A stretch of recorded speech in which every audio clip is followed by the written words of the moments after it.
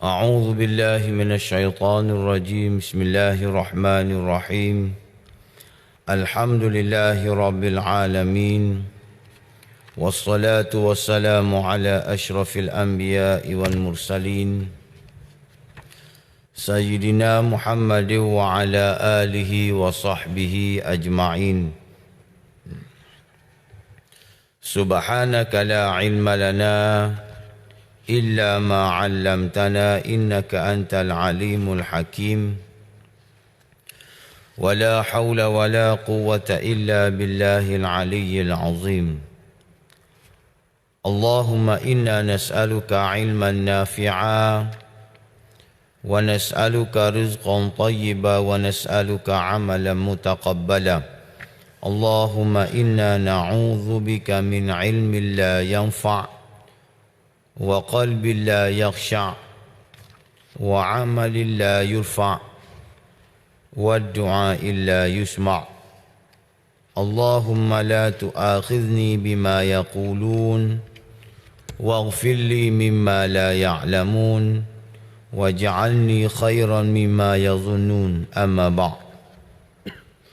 Alhamdulillah, syukur kepada Allah Subhanahu wa taala kita dapat bersama-sama sekali lagi di dalam majlis ilmu yang sangat-sangat bermanfaat dan juga berguna kepada kita. Mudah-mudahan keberadaan kita pada pagi ini diberkati dan juga dirahmati oleh Allah Subhanahu wa taala. Alhamdulillah, kita telah melalui bulan Muharram, bulan yang kita sedia maklum, bulan yang seringkali kita membicarakan tentang peristiwa hijratul Rasul sallallahu alaihi wa alihi wasallam. Dan peristiwa ini sangat-sangat berguna dan juga bermanfaat kepada kita orang-orang yang beriman kepada Allah Subhanahu wa taala. Pada pagi ini hamba berhasrat untuk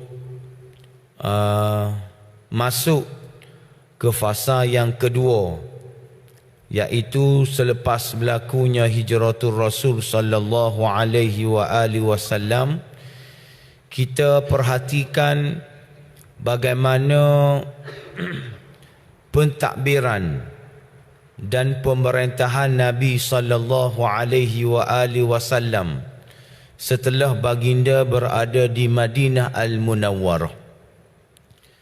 Kalau kita baca dalam sirah Nabawiyah, apabila kedatangan Nabi ke Madinah Al-Munawwarah, Nabi disambut dengan penuh kegembiraan oleh penduduk-penduduk Madinah Al-Munawwarah, kerana penduduk-penduduk Madinah Al-Munawwarah mereka telah menerima Islam, mereka telah memeluk Islam ketika mana berlakunya Bai'atul Aqabah yang pertama dan Bai'atul Aqabah yang kedua. Dan hamba telah ceritakan kedua-dua bai'ah ini sini, tak silap hamba bulan lepas. Apabila penduduk-penduduk Madinah ini dia menerima kedatangan Nabi sallallahu alaihi wa alihi wasallam, keadaan negara Madinah Al-Munawwarah ini tidak sama dengan keadaan dan juga situasi yang berada di Makkatul Mukarramah. Sebab itu para ulama sirah mereka telah membahagikan 3 tempoh ketika mana Nabi sallallahu alaihi wa alihi wasallam berada di Madinah Al-Munawwarah. Tempoh yang pertama ataupun peringkat yang pertama, iaitu peringkat yang dipenuhi dengan goncangan dan juga fitnah. Masa ni kita lihat bagaimana banyak rintangan-rintangan yang muncul daripada dalam. Peringkat ni juga musuh-musuh Allah Subhanahu wa taala bergerak daripada luar menuju ke Madinah Al-Munawwarah untuk menghentikan perkembangan Islam dan pemerintahan baginda sallallahu alaihi wasallam. Tempoh ini ataupun peringkat ini berakhir dengan termeterainya perjanjian Al-Hudaibiyah, Suluh Al-Hudaibiyah yang terjadi pada bulan Zulkaidah tahun ke-6 Hijrah. Itu peringkat yang pertama, penuh dengan goncangan dan juga fitnah. Musuh-musuh daripada luar masuk dan menyerang kota Madinah Al-Munawwarah. Peringkat yang kedua iaitu perjanjian damai. Perjanjian damai dengan para pemimpin musyrik. Nabi buat perjanjian dengan puak-puak musyrikin yang mana berakhir ketika mana berlakunya Fathul Makkah. Berakhirnya Fathul Makkah pada bulan Ramadan tahun ke-8 Hijrah. Pada peringkat ini kita lihat bagaimana raja-raja telah didakwahkan oleh Nabi sallallahu alaihi wasallam dan ada di kalangan mereka yang memeluk agama Islam. Nabi hantar surat ke semua raja-raja yang ada di pelosok tanah Arab supaya mereka ini memeluk agama Islam. Itu peringkat yang kedua. Peringkat yang ketiga iaitu peringkat yang mana manusia secara afwaja, secara berbondong-bondong telah memeluk agama Allah Subhanahu wa taala. Ini kemuncak dia. Apabila ramainya manusia memeluk agama Islam, dan kita tengok juga pada peringkat ini pelbagai kabilah dan juga kaum datang ke Madinah Al-Munawwarah untuk memeluk agama Islam, sehinggalah kewafatan baginda sallallahu alaihi wasallam. Maka tiga peringkat ini berlaku ketika mana pemerintahan Nabi sallallahu alaihi wasallam lebih kurang 10 tahun. Maka kita lihat bagaimana permulaan kedatangan Nabi sallallahu alaihi wasallam ini. Nabi melihat kelompok-kelompok manusia yang berada di Madinah Al-Munawwarah ini terbahagi kepada 3 kumpulan. Ada 3 kumpulan manusia ataupun kelompok manusia yang berada di Madinah Al-Munawwarah.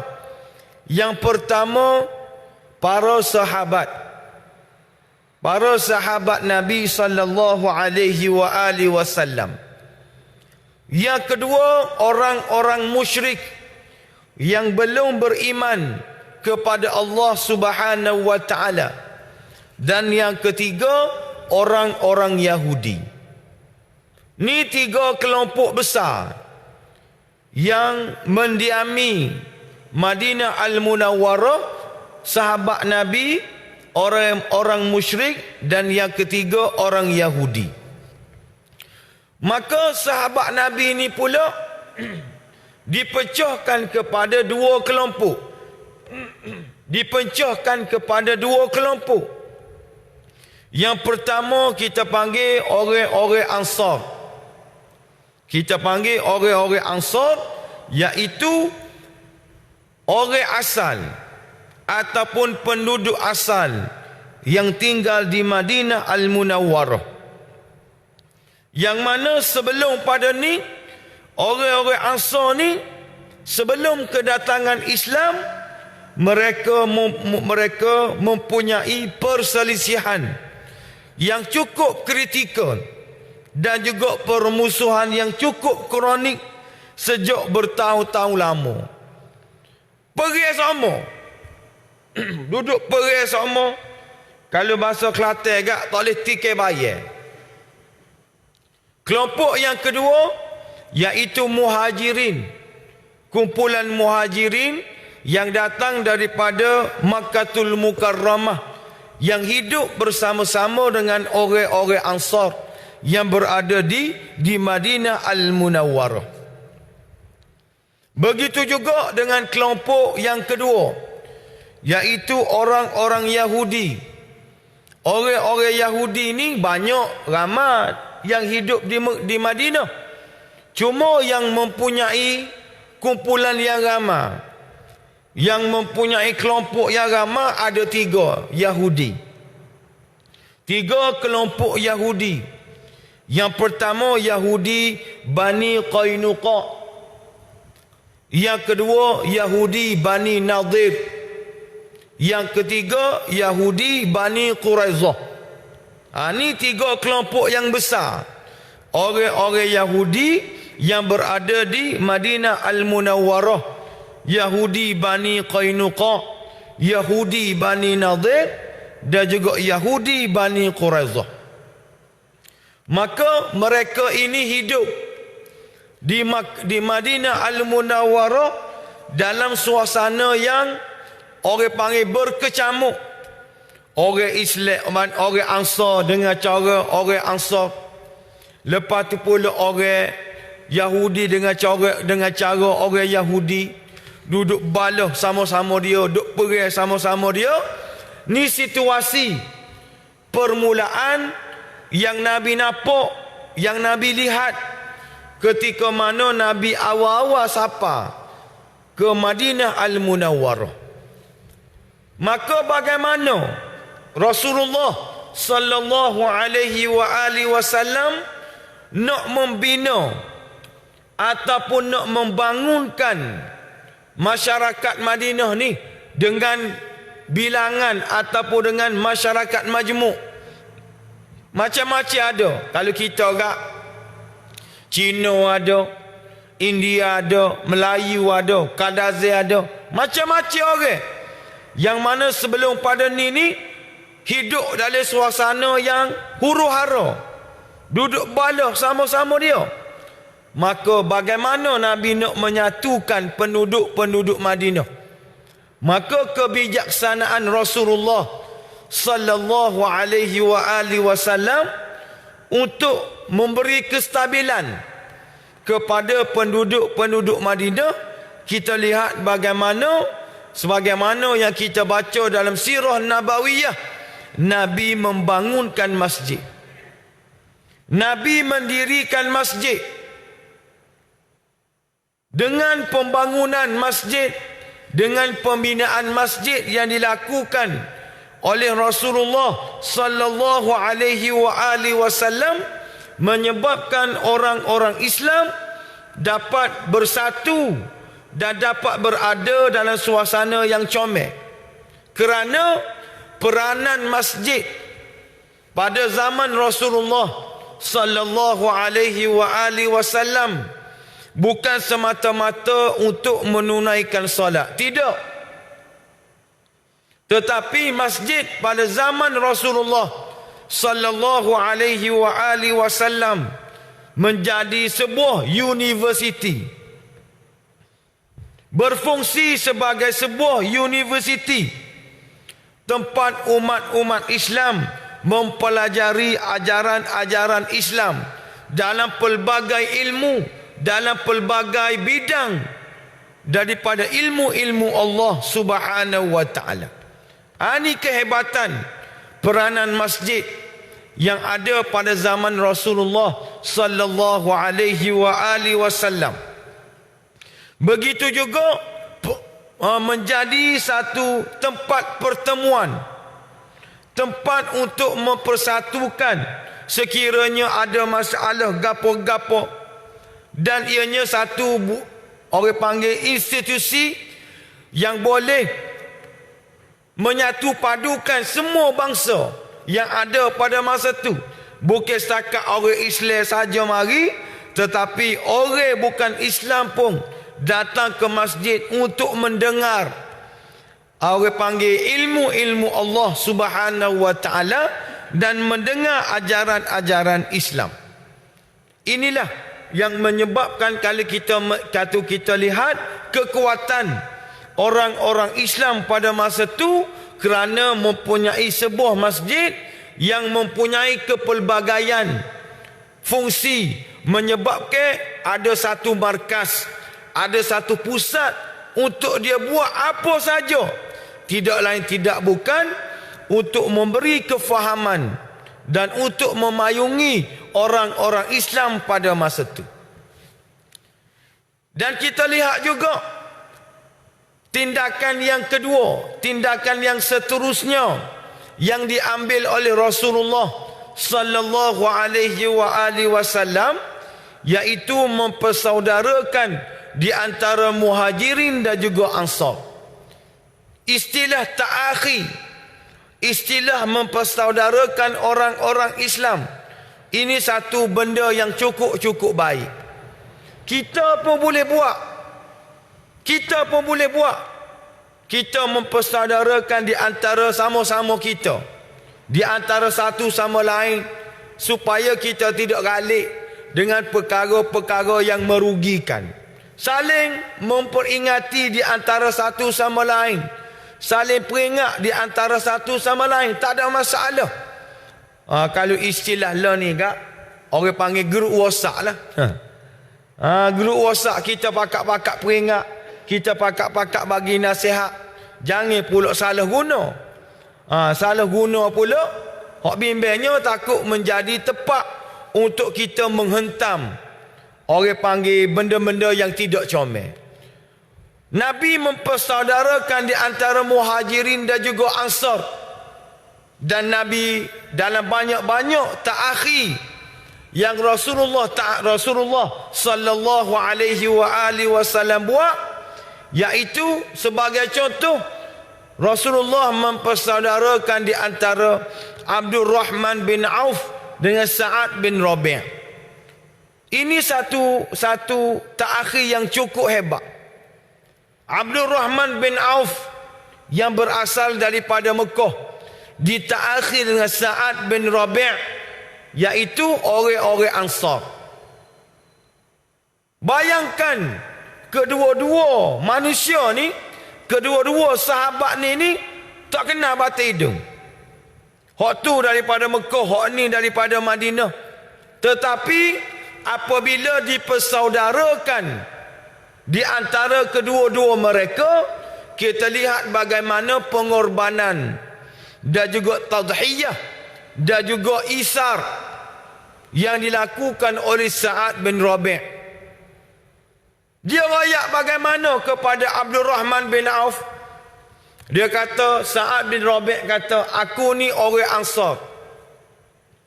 Aku mempunyai harta yang banyak. Aku ni orang Ansar. Aku mempunyai harta yang banyak. Maka aku sanggup untuk bagi harta denganmu, bagi dua. Bagi dua. Bukannya bagi 1/3, tidak. Bukannya bagi 70-20, tidak. Bukan 70-30, tidak. Tetapi 50-50. Ini kehebatan orang panggil saudara sesama Islam yang sanggup membahagikan harta mereka, iaitu bagi sama rata di antara satu sama lain. Bukan setakat harta. Sa'ad bin Rabi' kata, aku mempunyai 2 isteri. Aku ni ada 2 orang bini. Maka mu tengoklah, salah satu daripada bini aku hak mu kenal. Hak ni jari butir mata boleh buat. Mu tengok, bini aku hak mu kenal.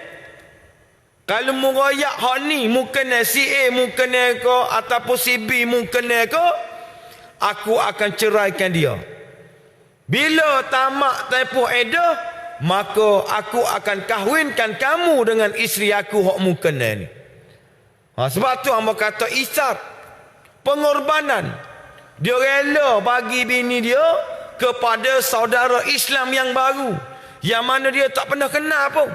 Tetapi kerana Islam yang dimiliki, yang dianuti oleh kedua-dua mereka ini, maka mereka sanggup korbankan harta dunia. Mereka sanggup korbankan harta dunia untuk mendapat bekalan akhirat, iaitu syurga daripada Allah Subhanahu wa taala. Ni kehebatan orang-orang Islam yang berjaya disatukan oleh Rasulullah sallallahu alaihi wasallam. Begitu juga Nabi buat langkah yang seterusnya, iaitu Nabi buat mitsaqut tahaluf al-islami, iaitu Nabi satukan orang-orang Islam yang ada di Madinah Al-Munawwarah di bawah Pakatan Islam. Nabi panggil belaka orang-orang Islam, tak kira lah siapa mu, hak pentingnya mu orang Islam yang hidup dalam negara Madinah Al-Munawwarah, maka kita mesti berada dalam satu bumbung. Kita mesti berada dalam satu kumpulan. Kita mesti ada dalam satu pakatan. Maka kita lihat bagaimana dalam sirah Nabawiyah menyebut ada 16 fasa. Ada 16 perjanjian klausa yang mana mesti dipatuhi oleh orang-orang Islam yang berada di seluruh Madinah Al-Munawwarah. Hak mula-mula sekali Nabi royak gapo? Bahawa mereka adalah umat Islam. Tak kira siapa, Aus ko, Khazraj ko, Muhajirin ko, Ansar ko, hak pentingnya mu kena khabar mu ni orang Islam. Kita ni orang Islam. Apa saja latar belakang kita, apa saja orang panggil kita ni siapa, keturunan mana-mana, hak pentingnya kita adalah umat Islam. Ni Nabi sallallahu alaihi wasallam berjaya menyatu padukan orang-orang Islam yang berada di Madinah Al-Munawwarah di bawah satu kumpulan. Ini fatanahnya Nabi, cerdiknya Nabi untuk memberi kestabilan kepada penduduk-penduduk Madinah, khususnya orang Islam. Ni mula-mula Nabi settle bahagi orang Islam, mempersaudarakan di antara Muhajirin dan juga Ansar. Lepas tu Nabi kumpulkan mereka dalam satu kumpulan, dalam satu pakatan. Maka Nabi meneruskan lagi tugas dia, dan yang mana dia jelas, dia tahu tugas dia bukan nak beki orang Islam saja. Sebab tu Nabi sallallahu alaihi wasallam, Allah Taala sebut, wa ma arsalnaka illa rahmatan lil alamin. Nabi ni bukan untuk orang Islam saja. Kalau Nabi ni untuk orang Islam saja, pakai selesai dengan orang Islam tadi. Tapi tidak. Nabi ni untuk lil alamin, untuk seluruh alam, untuk semua bangsa. Maka Nabi mulakan engagement dia. Nabi mulakan langkah dia, iaitu bagaimana Nabi membuat perjanjian dengan orang Yahudi. Nabi tak tinggal orang Yahudi. Nabi panggil orang Yahudi untuk bersama-sama dengan orang Yahudi buat perjanjian dengan orang Yahudi supaya mereka ini bersama-sama untuk membangunkan Madinah Al-Munawwarah. Dan alhamdulillah, orang Yahudi menerima tawaran Nabi untuk Nabi buat perjanjian dengan orang Yahudi. Ni hebatnya Nabi. Hebatnya Nabi, orang-orang Yahudi tidak menolak untuk bersama-sama dengan Rasulullah sallallahu alaihi wasallam dalam perjanjian ini. Yahudi tidak tolak, tetapi Yahudi menerima perjanjian tersebut. Maka gapo kita faham daripada perjanjian ini? Orang Yahudi menerima Nabi sebagai ketua negara. Orang Yahudi mengiktiraf negara Madinah sebagai negara Islam. Orang Yahudi menerima Rasulullah sebagai Perdana Menteri. Ini satu signal yang baik, yang comel, yang mana sebelum pada ni berada dalam kekalutan, berada dalam perpecahan, berada dalam masalah. Tiba-tiba mereka sanggup untuk melakukan perjanjian dengan Rasulullah sallallahu alaihi wasallam. Maka bila Nabi buat lagu tu, Nabi buat perjanjian dengan orang Islam, dan kita kena ingat bila Nabi buat perjanjian dengan orang Islam, orang-orang Ansar daripada Aus dan juga Khazraj berpuluh-puluh tahun sebelum ni balah, akhir sekali mereka boleh duduk bersama-sama. Ni kehebatan Islam. Tak boleh tiket bayar. Aus dan juga Khazraj ni tak boleh tiket bayar sebelum kedatangan Islam. Tetapi dengan pakatan Nabi, dengan orang panggil perjanjian yang dilakukan oleh Nabi sallallahu alaihi wasallam, maka Aus dan juga Khazraj dapat bersama-sama makan sekali, duduk kedai kopi sekali, lepok sekali, tak bala dah. Kerana apa?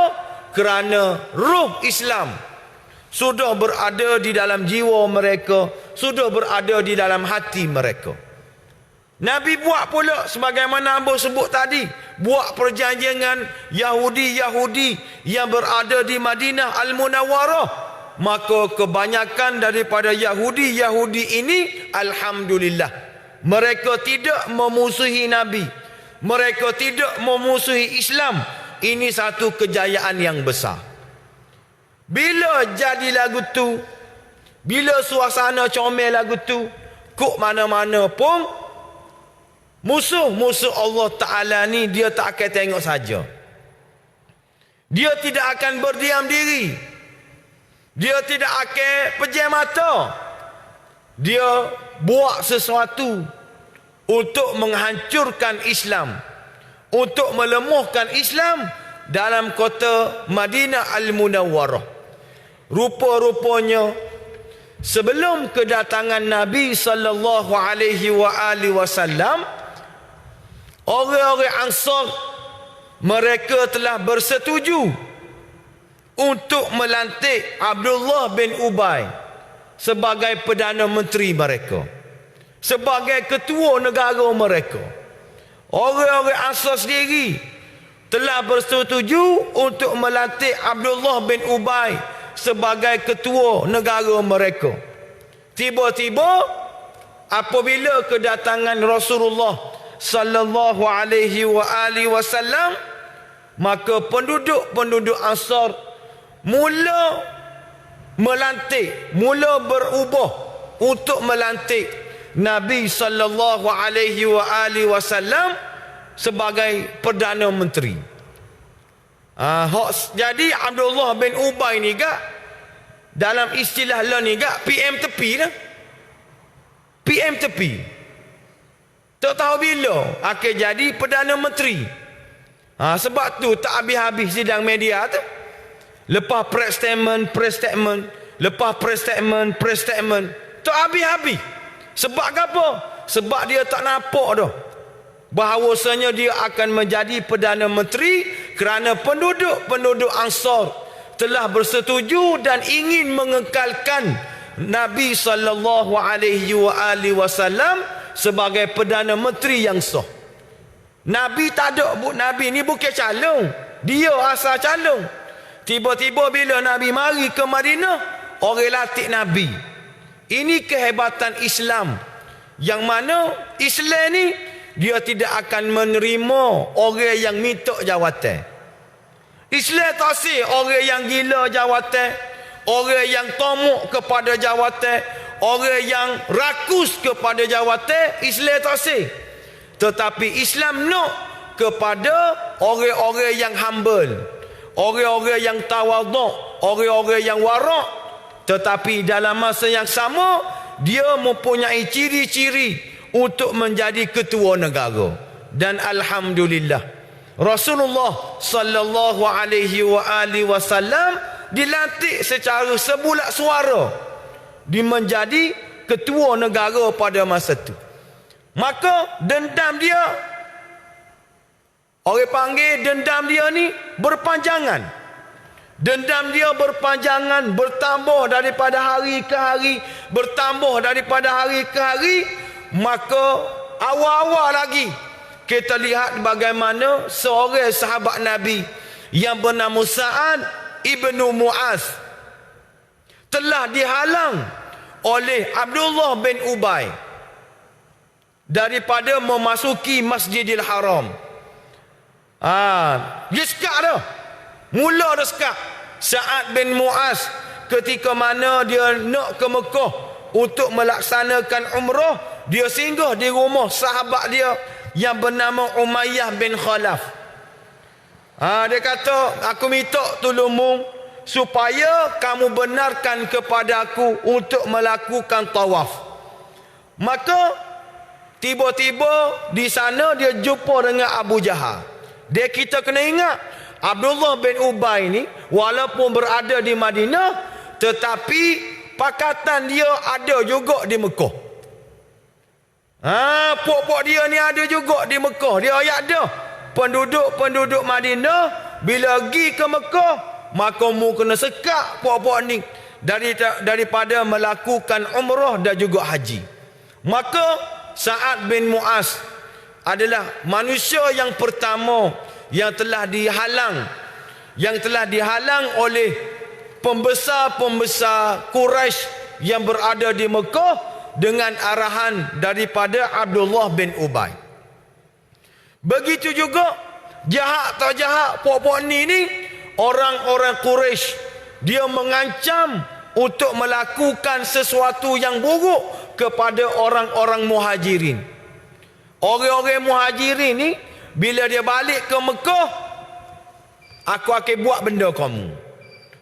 Mu kena beringat juga, pok-pok aku yang berada di Mekah, apabila aku pergi ke Madinah, maka aku akan buat sesuatu kepada kamu.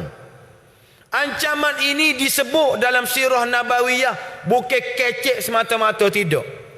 Bukan buah semata-mata, tidak. Sampai satu tahap Nabi melantik Sa'ad bin Abi Waqqas. Nabi melantik Sa'ad bin Abi Waqqas untuk menjaga, untuk memerhati dan mengawal kota Madinah Al-Munawwarah dibimbangi takut orang-orang Quraisy mari serang kota Madinah Al-Munawwarah. Maka bila keadaan jadi lagu tu, ancaman yang kuat daripada musyrikin Mekah dan juga Abdullah bin Ubay sendiri, maka Allah Subhanahu wa taala menurunkan ayat Al-Quran, diizinkan kepada Nabi sallallahu alaihi wasallam untuk berperang. Sebagaimana dalam suratul Hajj ayat 39, uzina lilladzina yuqataluna bi annahum zulimu wa innallaha ala nasrihim laqadir. Ini ayat yang diberikan kepada Nabi sallallahu alaihi wasallam keizinan untuk berperang, tetapi tidak sampai tahap wajib lagi. Tapi nak perang boleh dah, tapi nak Allah Ta'ala tidak memberi kewajipan kepada mereka, tidak lagi. Maka ambo nak royaknya, inilah suasana yang berlaku ketika mana Nabi hijrah ke Madinah Al-Munawwarah. Di hari pertama lagi, bagaimana orang-orang musyrikin Mekah dan juga Abdullah bin Ubay daripada golongan munafik, mereka berpakat untuk melemahkan Islam, untuk merosakkan Islam dan untuk menghancurkan Islam. Bukan kerana apa? Kerana dendam kesumat, kerana kebencian mereka terhadap pemerintahan yang adil, pemerintahan yang saksama, pemerintahan yang comel, tomok kepada kuasa politik. Orang panggil halaba kepada kuasa politik yang sanggup untuk mengancam kestabilan negara Madinah Al-Munawwarah. Sedangkan negara Madinah ni tak ada masalah gapo. Tak ada masalah gapo. Manusia, rakyat boleh hidup dengan aman. Batuan, prihatin boleh pulak 2.0. Macam-macam boleh. Ketika mana Nabi memerintah negara Madinah, boleh subsidi go tu, boleh barang go ni, boleh barang go tu. Tetapi kerana tomoknya kepada kuasa politik, kerana orang panggil jahatnya, kerana nak kepada kuasa politik, dia sanggup memberi masalah kepada penduduk-penduduk Madinah. Dia sanggup memberi ancaman dan huru-hara kepada penduduk-penduduk Madinah, tidak lain tidak bukan kerana nak kepada benda yang dia nak hari itu, iaitu apa dia? Calon Perdana Menteri. Kena korang hari ni Oh, kalau kena hamba tak tahu. Kalau kena tu hamba tak tahu tu. Tapi lagu tu lah situasi dia. Nak kata sama pun katalah. Nak kata tak sama, nampak sama. Lagu tu lah situasi dan juga keadaan negara stabil, tak ada go satu. Tiba-tiba masalah Covid tak selesai lagi. Yoya. Ini benda yang sudah kita lihat. Sudah berlaku dalam sirah Nabawiyah. Yang Allah Ta'ala nak pamerkan kepada kita. Nak rayaknya gapo? Bila orang ni tomok, bila orang ni halaba, maka masalah rakyat tidak akan selesai. Sebab itu menjadi kewajipan kepada kita untuk kita berdoa kepada Allah Subhanahu wa Ta'ala dan kita mengaminkan kunut yang dibaca oleh Tok Imam kita. Bila Tok Imam kita baca kunut tu, kita niat lalu dalam hati kita. Kita tuju siapa? Jangan salah tuju jangan salah tuju. Maknanya kita niat, kita tuju lalu. Mudah-mudahan Allah Ta'ala wa farik jam'ahum wa syatid kalimatahum wa zalzil aqdamahum. Itu yang kita nak. Kerana kita yakin apabila meletakkan asas keadilan Islam itu sebagai asas pemerintahan negara, maka tidak akan berlaku masalah di antara orang Islam, di antara orang bukan Islam dan juga sebagainya. Amo rasa cukup setakat tu dulu. Mudah-mudahan pertemuan kita ini diberkati dan juga dirahmati oleh Allah Subhanahu wa Ta'ala. Lepas ni enggak sambung kuliah hamba dekat kopi dah pula deh. Sambung kedai kopi pula. Hak kuliah hamba ni. Aku qali hadza wa sazima li wa lakum. Wassalamualaikum warahmatullahi wabarakatuh. أعوذ بالله من الشيطان الرجيم بسم الله الرحمن الرحيم الحمد لله رب العالمين والصلاة والسلام على أشرف الأنبياء والمرسلين سيدنا محمد وعلى آله وصحبه أجمعين ربنا آتنا في الدنيا حسنة وفي الآخرة حسنة وقنا عذاب النار وصلى الله على سيدنا محمد وعلى آله وصحبه وبارك وسلم وآخر دعوانا أن الحمد لله رب العالمين.